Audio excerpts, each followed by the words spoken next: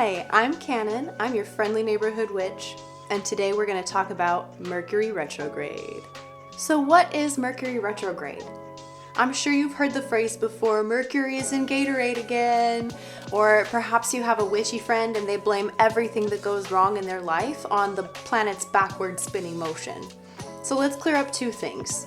Who is Mercury and what is a retrograde? Mercury is the planet ruled by Hermes, messenger of the gods, and therefore rules our communication. Communication, the deliverance of messages, conversation, social interactions, mind, and intellect are all ruled by Mercury. Because Mercury rules the delivering of messages, Mercury is also in rulership of technology and transportation. As you can see, Mercury covers a lot of ground. So it can be a little bit scary when people hear that something is going to go wrong with the planet of communication. But what does retrograde really mean? A retrograde means that from our perspective here on Earth, it appears that the planet is spinning backwards. It's physically impossible for the planet to just start spinning in an opposite direction, so it's not in fact spinning backwards at all. However, this time does encourage us to do the same thing Mercury is doing and change perceptions. We are normally very outwardly directed with our communication, knowing ourselves through our interactions with others. So during Mercury retrograde, we have an opportunity to turn inward and get in better alignment with what it is that our spirit is trying to express. That being said, I've developed a spread for Mercury retrograde that's going to incorporate spirit, body, and mind so that we can assess what ways we need to realign ourselves so we can better express our truths in the world. So as we move through Mercury retrograde, here's a spread that you can use to help you navigate the bumps in the road. The current retrograde that we are in started on March 14th and will be ending on April 7th. This is a simple 3-card spread. Once you've shuffled, cut the deck, and put it back together, you can pull your 3 cards from the top. We're going to start at the bottom. 1, 2, and 3. Very simple spread. This card at the bottom is going to represent our spirit. This card in the middle represents our bodies, and the card at the top represents our mind. Remember, Mercury retrograde is all about bringing your mind, body, and spirit into greater alignment. Starting at the bottom, you have your spirit card. What we're looking to see with the spirit card is what is it that my soul is trying to express. This is a time to examine how you're expressing yourself and if that is in alignment with your spirit.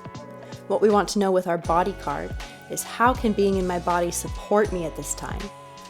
Here we are getting in touch with our vessel. What does it need? How can we mitigate those trips and slips that Mercury retrograde is known for? And finally, we're going to look at the mind card last.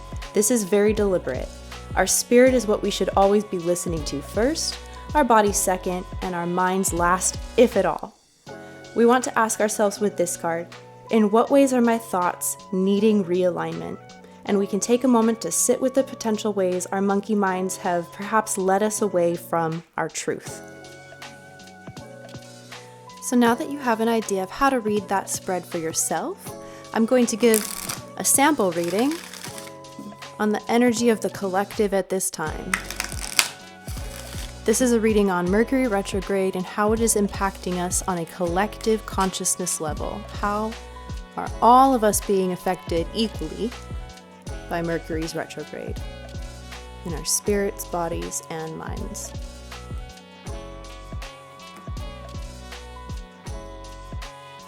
Here's our spirit card. Here's our body card. And here's our mind card.